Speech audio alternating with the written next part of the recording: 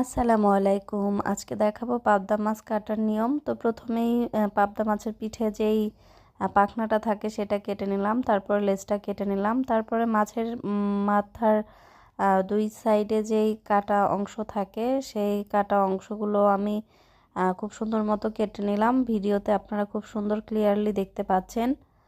তারপরে হচ্ছে পাবদা মাছের ঠোঁটের যে অংশটা আছে, ঠোঁট প্লাস মুখ, সেই অংশটাও আমি খুব সুন্দর মতো কেটে নিলাম। আর এটার সাথে একসাথেই পেটের যে ময়লা অংশটা থাকে, নাড়ি ভুঁড়ি, সেই অংশটাও টান দিলে বের হয়ে আসে। আপনাদের সুবিধার্থে আমি আরেকটা মাছ কেটে দেখাচ্ছি।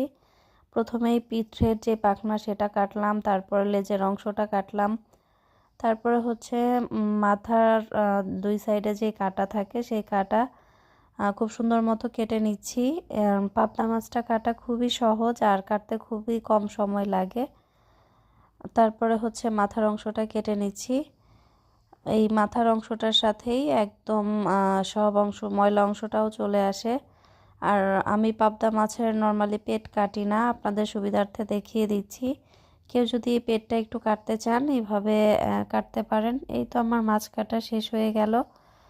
যারা পারেন তারা তো পারেন, যারা পারেন না তারা আমার মাছ কাটা দেখে শিখে নিতে পারেন। তো সবাই ভালো থাকবেন, সুস্থ থাকবেন। আমার চ্যানেলে নতুন হয়ে থাকলে চ্যানেলটি সাবস্ক্রাইব করে পাশে থাকবেন। আসসালামু আলাইকুম।